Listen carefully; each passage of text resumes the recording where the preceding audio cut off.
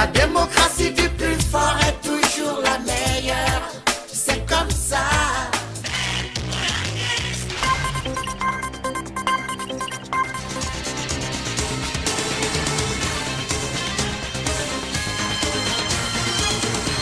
Nous ne cesserons de vous le dire, mesdames et messieurs. Bon choix que vous avez fait. Bienvenue au JT Sabah, au sommaire de notre journal décontracté de ce soir. L'actuel passeport congolais n'a plus que quelques jours devant lui. Le ministère des Affaires étrangères vient de décider qu'il faudra le renouveler avant le 16 octobre prochain. La nouvelle révolte. Plus d'un grève des enseignants du secondaire et du niveau supérieur, mais aussi quid de la grève de médecins à ces jours. Dossier à suivre dans ce journal. Les enfants doivent-ils nécessairement ressembler aux parents? La réponse dans ce journal avec Anthony Kaembi, notre expert en santé. Et elle s'appelle Jemima Chimanga. Elle connaît le saxo et les saxos la connaissent super bien. Vous découvrirez dans le journal l'histoire d'une musicienne talentueuse. Ce sont là les articulations principales du JT Sabah. Une fois de plus, merci de nous suivre. Nous allons nous asseoir un petit peu. Tout d'abord, cette nouvelle, près de 10 morts, c'est le bilan d'une manifestation qui a mal tourné dans le sud Kivu, précisément à Walungu. Que s'est-il passé? Gloria Seya nous en parle. Ce drame s'est produit hier à Kamanyola, dans les territoires de Walungu au sud Kivu. Tout a commencé quand les manifestants burundais demandeurs d'asile étaient venus en masse pour réclamer la libération de 2 de leurs compatriotes arrêtés par les services de sécurité de la RDC parce que poursuivis pour possession des armes blanches. C'est en ce moment que l'armée congolaise a commencé à réagir. Les Burundais pris de colère ont décidé d'affronter les agents de sécurité. À en croire des témoins, ces derniers affirment qu'un jeune parmi les manifestants a ravi l'arme d'un capitaine de FARDC et a commencé à tirer en l'air. Des sources officielles de la police parlent d'un mort et de 2 blessés parmi les militaires, de 4 blessés parmi les éléments de la police et de 6 morts et plusieurs blessés parmi les Burundais. Mais les victimes de la répression avancent un bilan de 34 morts et une centaine de Burundais blessés. La société civile locale de son côté a livré un bilan provisoire de plus d'une centaine de personnes blessées par balle. Une délégation provinciale du ministre de l'Intérieur en provenance de Bukavu est attendue à Kamanyola pour les enquêtes. Ça murmure, ça fait polémique depuis un peu plus de 24 heures.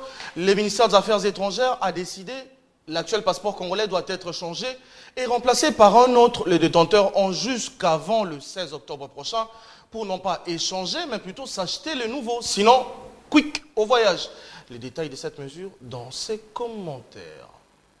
Le communiqué officiel est tombé ce vendredi. Dans les 10 communiqués signés par A.G. Matembo Toto, vice-ministre des Affaires étrangères, il est clairement dit que le passeport utilisé jusque-là tombe caduc à partir du 16 octobre prochain.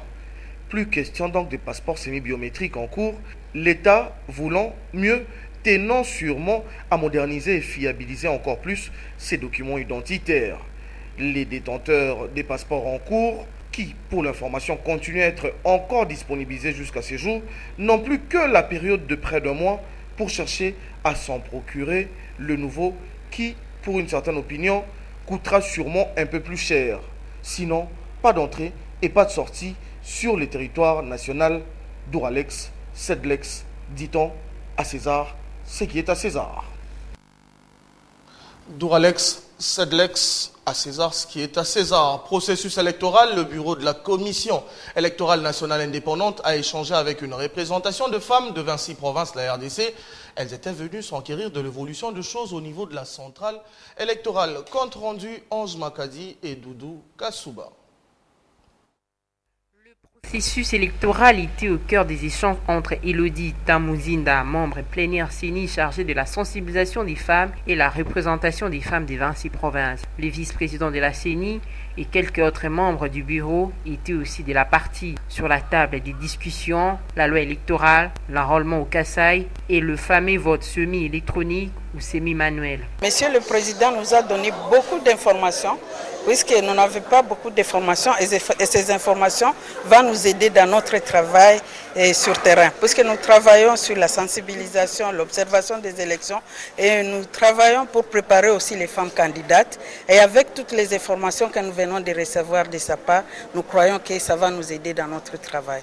La technologie, elle est toujours nouvelle chez nous. Nous croyons qu'avec cette nouvelle technologie semi-électronique et semi-manuelle, nous aurons des élections, mais nous avons peur puisque nous n'avons pas d'électricité, nous n'avons pas des connexions Internet, mais nous allons voir, mais vraiment nous avons des réserves et nous avons peur. Par cette initiative, la CENI entend encourager la participation des femmes aux élections à tous les échelons. Et nous vous l'annoncions la semaine passée, chaque samedi, vous aurez désormais droit à la rubrique L'édito, qui n'est pas celle de notre rédaction, mais plutôt celle des autres que nous aurons choisies par rapport à sa pertinence. Pour ce soir, les conditions du pape pour une éventuelle visite ou arrivée en RDC, traitée par la radio onusienne Okapi, voilà ce qui nous a intéressés. Nous vous proposons de suivre plutôt le contenu. Dans une interview accordée à Radio Okapi à la fin de sa visite de 5 jours au Kasaï central, l'énonce apostolique Monseigneur Luis Mariano Montemayor déclare que le pape François, qui comptait effectuer une visite en RDC, ne se rendra finalement pas dans ces pays avant l'organisation des élections. La RDC connaît une crise politique suite à la non-tenue des élections qui devaient avoir lieu en décembre 2016. Le pouvoir et l'opposition ont signé un accord le 31 décembre 2016 pour co-gérer les pays jusqu'à la tenue des élections prévues avant la fin de cette année.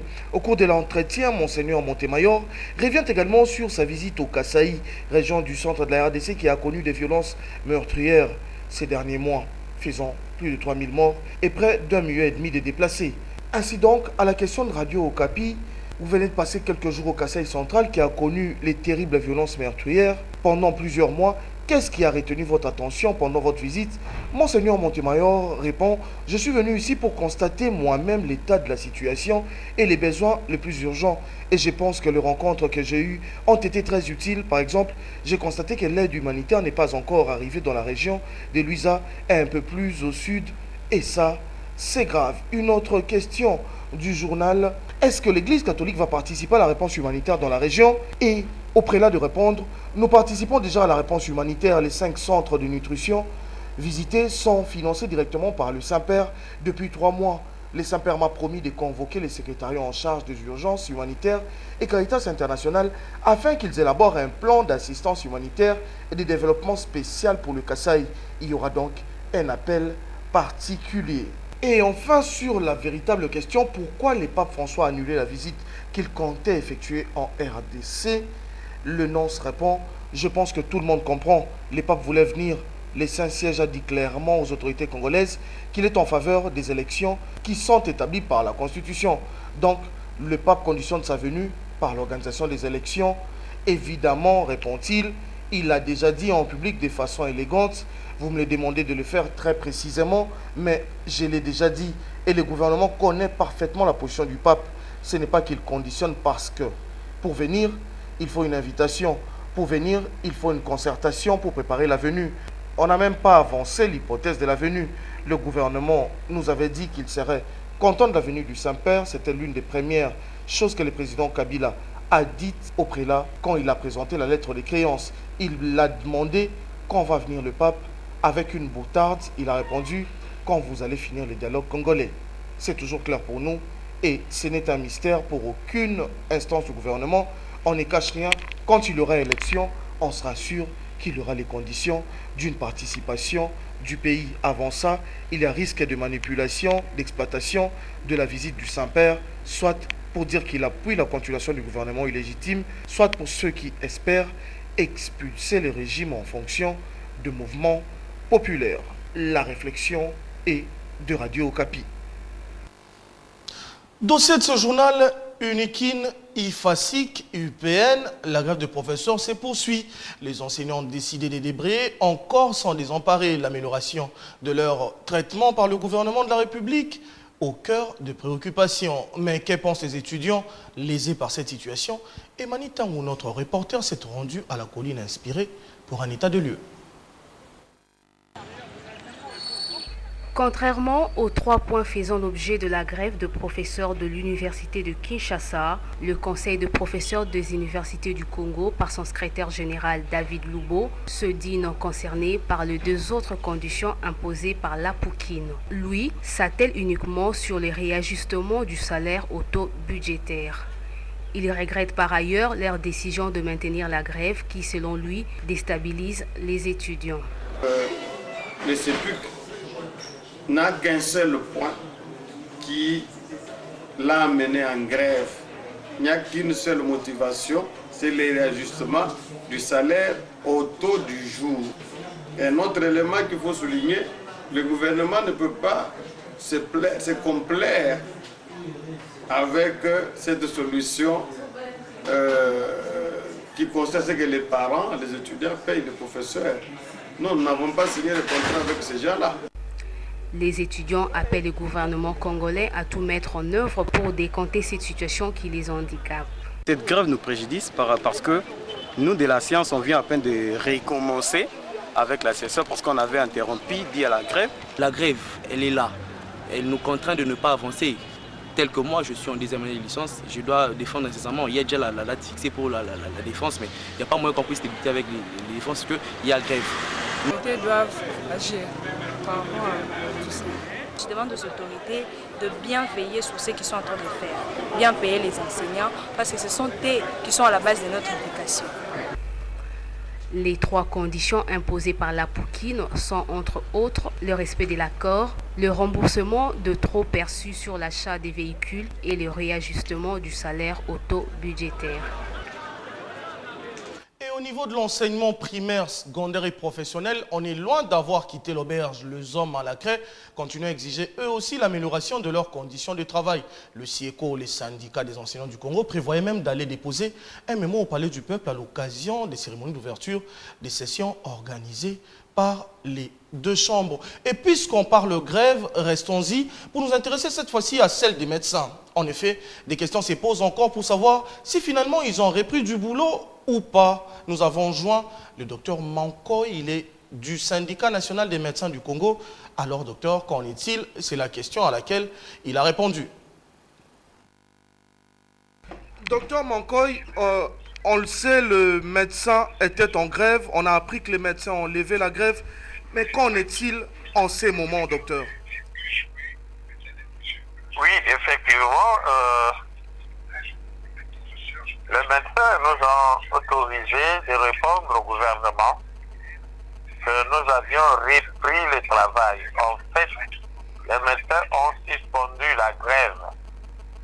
En suspendant la grève, ils ont demandé une reprise de tous les services jusqu'à avoir la bonne volonté du gouvernement au mois d'octobre, donc lors de la paye du mois de septembre. Nous savons qu'à part le SINAMED, il y a les SIMECO, ce sont les 2 principaux syndicats. Est-ce que les points de vue du SINAMED est aussi celui de l'autre syndicat? Nous avions été en négociation du côté syndical, SINAMED et SIMECO, en face du gouvernement de la République. Donc nous avions fait front commun et nous avions discuté ensemble avec le gouvernement. Et nous sommes arrivés aux mêmes conclusions. Merci beaucoup, docteur. C'était là le docteur Mankoy du SINAMED. Suite de ce journal avec Anthony Kayembe. Anthony, bonsoir. Bonsoir, Amen. Comment vas-tu, très cher? Très bien content. Anthony, on va parler des enfants, la ressemblance des enfants avec le parent. De prime abord, je vous pose la question. Anthony, les enfants doivent-ils forcément ressembler à leurs parents? D'accord, merci Amen pour la question. Il faut retenir que ça pose toujours beaucoup de problèmes, cette situation-là des ressemblances des enfants avec leurs parents. Et je réponds tout de suite en disant pas forcément. Amen, les enfants ne doivent pas forcément ressembler à leurs parents, selon qu'il y a beaucoup de réalités qui se passent. pour justement justifier la ressemblance ou la non-ressemblance de ces enfants. Allez-y, expliquez-nous ces réalités, Anthony. Bien, effectivement, comme l'autre fois nous avons parlé de chromosomes X et Y qui, n'est-ce pas, déterminent les sexes de l'enfant, soit le masculin ou le féminin, l'enfant fille ou l'enfant garçon. Alors c'est au fait ça, parce que l'homme est constitué de 46 chromosomes répartis en 23 paires et la dernière paire, le 23e, ce sont des chromosomes qui déterminent finalement le sexe. Et comme vous le savez, il y a ces mélanges. Le père apporte, n'est-ce pas, ses caractères et la maman aussi apporte ses caractères. Ce sont ces caractères qui se mettront ensemble. Et voilà qu'il y aura des caractères dominants ou carrément aussi récessifs qui vont devenir dominants, qui vont s'exprimer. Et ça pourrait être le caractère d'un grand-père ou d'un arrière-grand-père. Comme ça, Anthony, l'enfant ne ressemblera pas au papa, encore moins à la maman, mais au grand-père ou à l'oncle. Oui, on retrouvera l'un des frères ou des membres de la famille dans cet enfant-là. N'est-ce pas? À ce moment-là, on sait identifier que l'enfant est effectivement de la famille ou du père ou de la mère. Mais au cas où ce n'est pas le cas, on trouve la solution ailleurs. Anthony, pourquoi cela constitue un problème? Les parents veulent à tout prix que les enfants le ressemblent. C'est un phénomène dans la société. Effectivement. Et ça crée même de problèmes dans certains Des sérieux problèmes, effectivement, des sérieux problèmes. Parce que là, ça verse l'homme surtout dans les doutes de constater que l'enfant ne serait peut-être pas son enfant ou son enfant réellement. Et là, ça pose toujours des problèmes de couple jusqu'à amener à des séparations si c'est possible. Anthony, nous allons continuer dans ces sujets. D'accord. Un enfant est né, il ne ressemble pas à papa, pas à maman du tout, encore moins à l'oncle, encore moins au grand-père, Anthony. Il ne ressemble à personne dans la famille. Qu'est-ce qui se passe? C'est la catastrophe. Effectivement, c'est une catastrophe. Parce que je pense que si la catastrophe ne suit pas la bagarre, ça sera carrément une dislocation, une séparation totale. Alors voilà, ça pose toujours des problèmes. Il faut toujours passer par un examen pour essayer d'identifier la venue ou l'origine. Parlons de cet examen, Anthony, éventrons le brouhaha. Test d'ADN. Il faut passer au test d'ADN qui posait problème jadis, n'est-ce pas? Dans ce pays, il fallait envoyer les échantillons à l'étranger, il fallait en Afrique du Sud, ou en Europe ou en Inde, mais cela n'est plus le cas parce que finalement la RDC est en train de finalement se moderniser. Nous avons du matériel. Le matériel est finalement à Kinshasa et dans un des grands hôpitaux de la place, sans citer les noms, donc vers l'IMT, vous pouvez déjà trouver, n'est-ce pas, un test d'ADN et à un prix très abordable. On prélève quoi sur l'enfant, Anthony, et les parents? Bon, on peut prélever beaucoup d'échantillons, n'est-ce pas, qui peuvent, n'est-ce pas, facilement donner l'identité ou la paternité de l'enfant. Et donc, ça dit que par un élément de l'organisme, soit un cheveu, un morceau de cheveux, ou une partie de la peau, et ainsi de suite, voire même aussi du sang, cela peut permettre, n'est-ce pas, d'arriver à déterminer, à faire le test d'ADN. Anthony, les deux parents vont faire les tests d'ADN pour un enfant parce qu'il y a suspicion. Effectivement. On dit que la mère a peut-être trompé. Okay. Et le test d'ADN prouve que l'enfant n'est pas du papa, dégâts. Très dégâts total. Et là, ça peut amener à des crises sérieuses et bien entendu à une fin comme la séparation. Et puis, je pense que les deux personnes ne se salueront plus jamais. Mais est-il que la science ne donne jamais des résultats des tests d'ADN pour la séparation? Nous allons laisser les deux parents à la mairie ou soit à l'église pour, n'est-ce pas, finalement arriver à achever leur séparation. Et là, finalement, la science aura tranché la situation. Anthony Kayembe, c'est toujours un plaisir que de vous avoir dans ce journal. À très bientôt. Très bientôt. Merci. Suite de ce journal, Anita, si la machine est prête, on peut continuer le journal. Café littéraire, c'est comme ça que s'appelle le concept. Il n'est pas vieux. Il vient tout juste de naître. L'histoire, c'est de mettre ensemble une fois le mois des personnes des divers horizons pour échanger autour de la littérature. L'initiative est née d'une réflexion mûrie par Miss Bangala. Éclectique de la lecture, nous sommes allés assister à ces rendez-vous, deuxième seulement du genre que nous vous proposons de suivre. Je suis peiné, voire blessé, d'entendre dire ici que Zamenga était terre à terre, que Zamenga c'est la littérature, les bas étages, tout ça. Je suis blessé. Je suis vraiment blessé. On n'est pas obligé de dire non, tout le monde ne va pas comprendre, alors on va rendre ça accessible à tout le monde. Mais qu'est-ce que ça veut dire rendre accessible à tout le monde? Ça veut dire que moi, par exemple, je suis tellement pas assez. Mais quand vous dites ça, d'une certaine manière, vous vous rabaissez. Pas très courant de mettre ensemble en une soirée, autour d'un verre et dans la gaieté, des amoureux de la littérature. Parler bouquins, écriture, style et auteur intéresse pourtant, d'où la participation de ces fans des belles lettres au café littéraire. C'est de telles initiatives qui ont longtemps manqué à cette ville. C'est vrai, ce n'est pas une première initiative, il y a eu des cercles littéraires un peu partout à travers la ville au moment où cette ville foisonnait encore des créations culturelles, littéraires et tout le reste. Pour l'initiatrice du café littéraire ou café des Missy, les répondants, loin de décevoir, poussent à l'avant. C'est surprenant, mais je vous dirais simplement qu'il y a des gens au Congo qui aiment la lecture et qui aiment l'écriture. Simplement ça. Ils ont manqué une plateforme pour les unir et parler de leur art, parler par leur cœur, leurs âmes, comme vous entendez là. C'est simplement ça, tout simplement. Les cafés littéraires, c'est chaque 15 du mois à l'espace Fleur des Lys, à la commune de La Gombe. Les rendez-vous donc pris pour le prochain café littéraire. Où est ma place? Ce n'est pas une question qui vous est destinée, très chers téléspectateurs, mais plutôt les titres d'un film à l'histoire bien particulière. Un film congolais consacré à la femme, mais dont les réalisateurs j'ai dit, parce qu'il paraît qu'on ne dit pas réalisatrice, actrice principale aussi de surcroît, meurt le jour même où elle devait tourner la scène de sa mort dans les films. Où est ma place? La première de la projection de ces films, c'était ce vendredi au quartier UPN. C'est un reportage signé Anita Kangoudia Jires Chimanga. Où est ma place?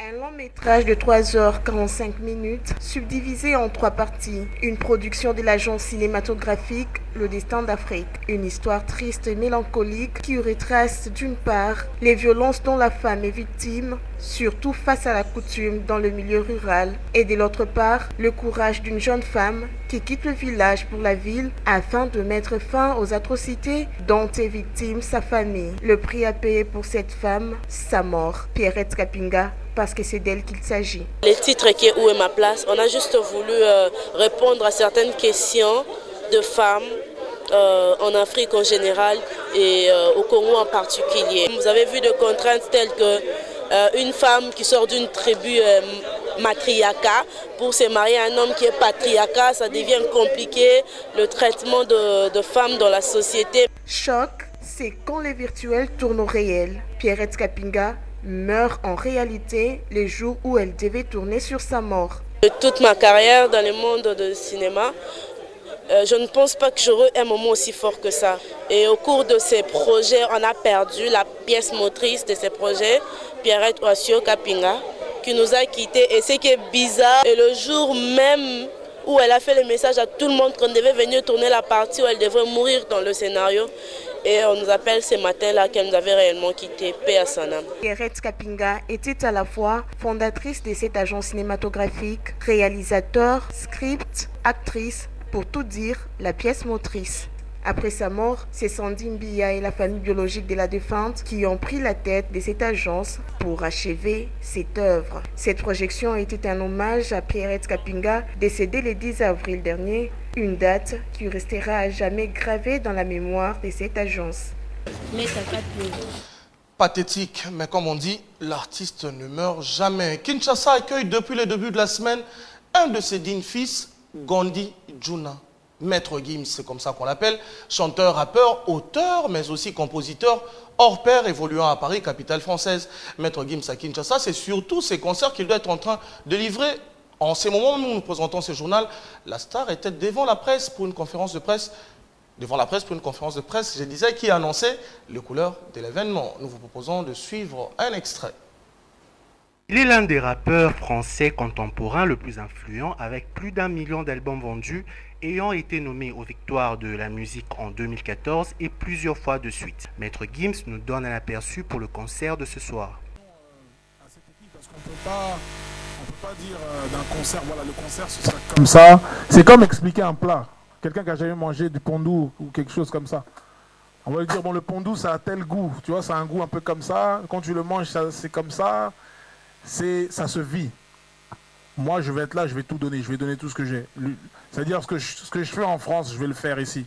Les titres que je chante là-bas, je vais les chanter ici. Je suis là en chair et en os. Je vais donner le meilleur de moi-même. Donc, c'est quelque chose qui se vit. Je ne peux pas vous expliquer la particularité du concert, comment ça sera, etc. etc.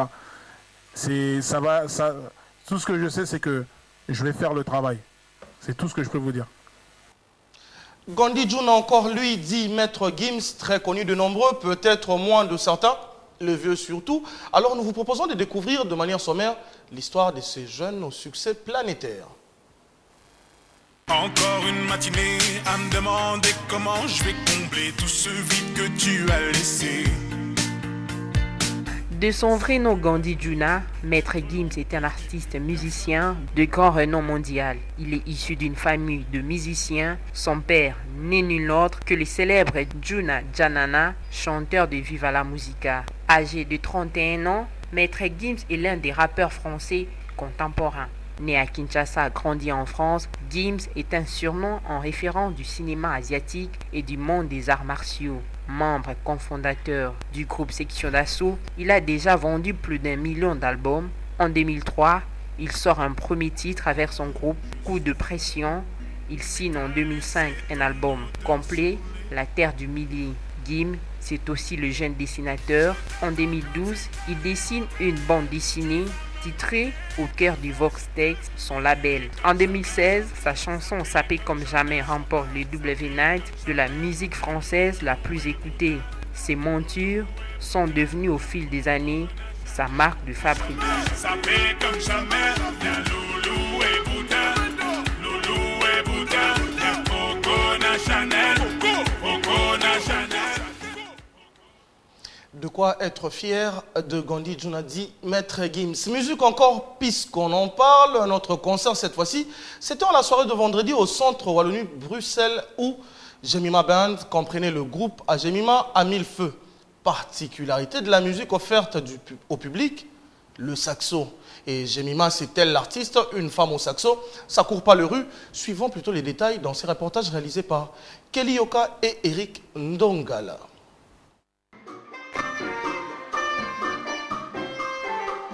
À peine ses études achevées à l'Institut national des arts, avec son saxophone, elle se lance dans sa carrière professionnelle en créant son propre groupe musical. Elle, c'est Jemima Chimanga. Bourrée de talent, instrumentiste dans un domaine où la femme est rare, Jemima a cassé la baraque au centre Wallonie-Bruxelles.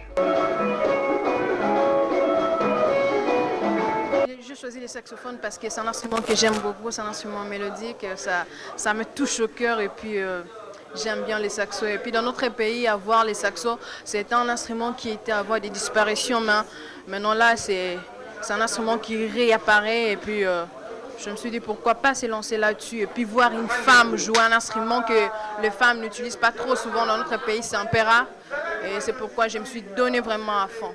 Le public était ému par le spectacle. Donc c'était formidable. Ça montre à suffisance que un travail bien fait a toujours été apprécié. Vraiment, c'était formidable, fantastique.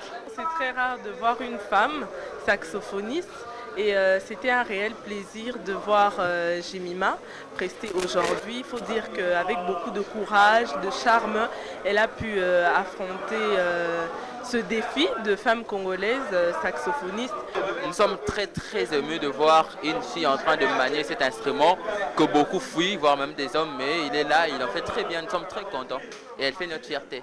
Le groupe Jemima Band n'est pas à sa première prestation au centre Wallonie-Bruxelles. Il convient de rappeler qu'il avait livré un premier concert au 10e jour du mois de la femme de cette année. Surprise dans ce journal, nous avons avec nous Jemima Sax. Jemima, bonsoir. Bonsoir. C'est un honneur et un plaisir que de vous recevoir. Oui, alors, sûr. ce concert, c'était comment? Ça s'est très bien passé, c'était super cool. Qu'est-ce que vous avez échangé avec votre public hier, Jemima? J'ai essayé de donner l'amour que je porte pour mon saxo. Je l'échange avec le public. Jemima, cet amour que vous portez pour le saxo, parlons-en. Votre histoire d'amour avec le saxo commence où? Vous vous croisez où avec Monsieur Saxo? En fait, je peux dire que j'ai croisé les saxos dans un rêve parce que j'ai commencé, avec ceux qui me connaissent, j'ai commencé d'abord avec la guitare, Alina, et après je trouvais que je n'arrivais pas à obtenir ce que je cherchais. Je suis allée au saxophone et puis quand j'ai essayé, ça marchait. Ben voilà. Vous l'aimez, votre saxo? Énormément. Et il vous aime, vous pensez? Bien sûr. Si vous nous jouez un peu un air de saxo, Jemima, comme ça, juste un petit air de saxo, pour nos téléspectateurs. J'espère qu'à la régie, ils sont en train de se préparer pour que nos téléspectateurs ne sentent pas trop de bruit.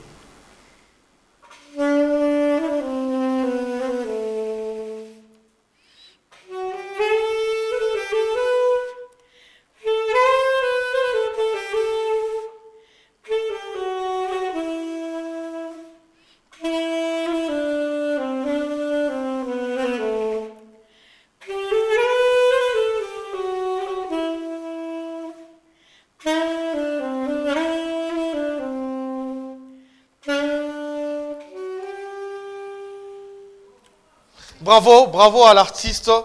Jemima, un instrument, le saxo, une femme, c'est pas évident, c'est pas tous les jours qu'on voit une femme avec le saxophone. On l'a même dit là dans les reportages que nous avons suivis.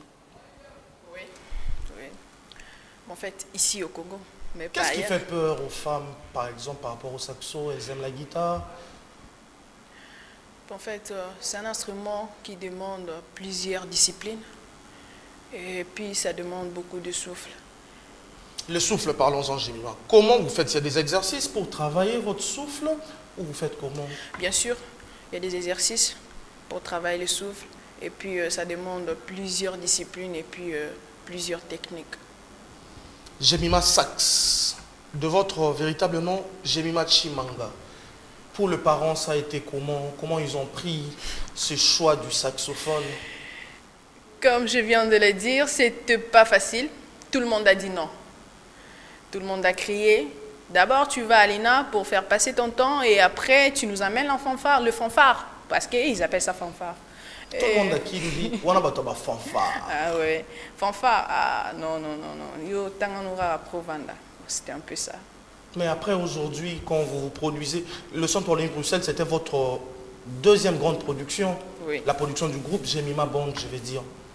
Comment il est né, ce groupe? Juste quand je finis mes études, à l'INA, l'Institut national des arts. Oui, quand je finis mes études, je me suis dit, bon, je peux maintenant me lancer dans ma carrière. Je y ai contacté les centres Wallonie-Bruxelles et puis ils m'ont tendu la main et bien voilà. Et depuis, vous évoluez, vous volez. C'est quoi la prochaine étape, Jemima, avec Jemima Band? C'est quoi la prochaine étape? Nous sommes là. Nous travaillons toujours à livrer des concerts pour notre public qui nous aime beaucoup. Des soirées aussi, à agrémenter des soirées? Bien sûr, on agrémente aussi des soirées, des mariages, des fêtes, plusieurs choses. Donc on est là pour ça. C'est quoi votre style? Vous êtes jazz, le saxo va souvent avec le jazz. Vous faites un peu de tout, vous êtes cramponné à un ou deux styles particuliers? Non, non, on fait un peu de tout. De jazz, la rumba, R&B, de tout. Le morceau qu'on a écouté là, c'était du jazz? Non, non. Tout à l'heure. C'est un morceau que j'ai composé sur les champs. Ah Donc bon? ça n'existe pas, je l'ai composé sur les champs. Et c'est juste une petite mélodie que j'ai composée pour jouer. Jemima, la rumba avec le saxo, il y a quand même un pays, nous sommes dans un pays à une histoire. Il y a des gens qui ont utilisé cet instrument avant vous. Avez-vous rencontré d'autres saxophonistes ici à Kinshasa? Bien sûr, bien sûr. J'ai rencontré Verkis. Verkis qui a mon père, oui, qui est mon vieux. J'ai rencontré aussi comment il s'appelle, Jean-Marie de Best. J'ai pas mal de gens. Vous avez entendu parler des Pompolowai? Bien sûr. Il était saxophoniste aussi, bien sûr. grand. Un grand saxophoniste. Jemima, je veux encore vous déranger pour nos téléspectateurs. Si vous pouvez nous faire de la rumba en saxo. Je vais faire un morceau de taboulé. Allons-y.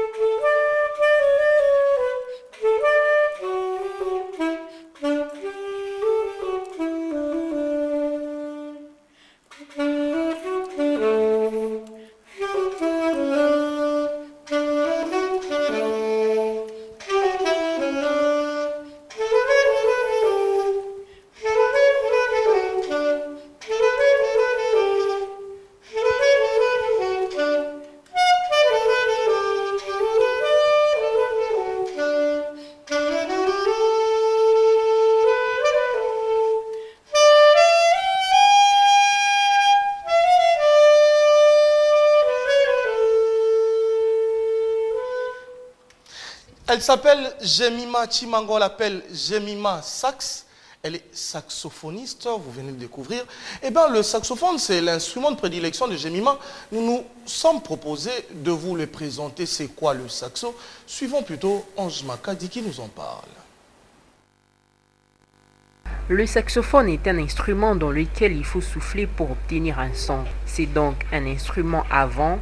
Le saxo est généralement en laiton, en cuivre, en argent, en plastique ou plaqué en or. Le saxophone est de la famille des bois. Pour la simple raison, pour obtenir les sons, il faut un bec et sur ces becs, il y a une ange en bois, précisément en roseau.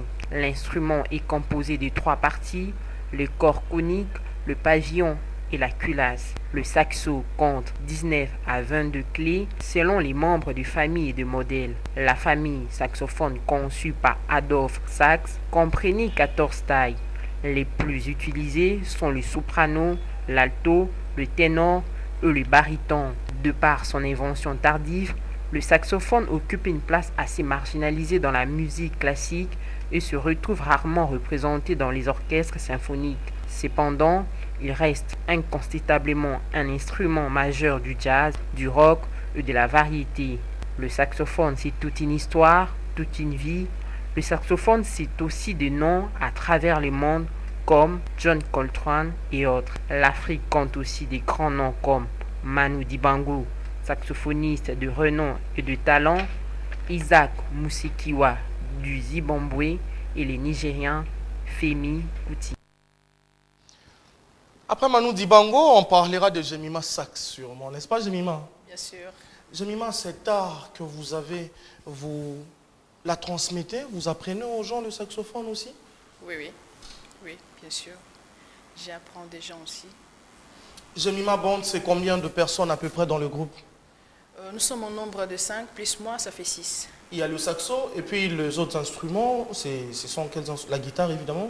Il y a la guitare, il y a la guitare accompagnement, il y a la guitare basse, il y a un pianiste, et puis il y a un drummer, et puis il y a un percussionniste. Jemima Sax, ça a été un plaisir que de vous recevoir dans ce journal. Rendez-vous est pris pour le prochain concert. C'est avec cette belle note musicale qu'elle prend fin ce journal. Merci au team Saba qui a concouru à sa réalisation. Merci à vous qui nous soutenez, vous qui n'aimez pas ce que nous faisons, sommes prêts à recevoir vos critiques. À l'étranger, vous qui êtes branchés sur CPLA TV, merci. Et avant de terminer ce journal, j'aimerais comme demander mon téléphone. Il paraît que Mami Nama Sengo le fait là où elle travaille pour prendre une photo selfie avec vous, Jemima.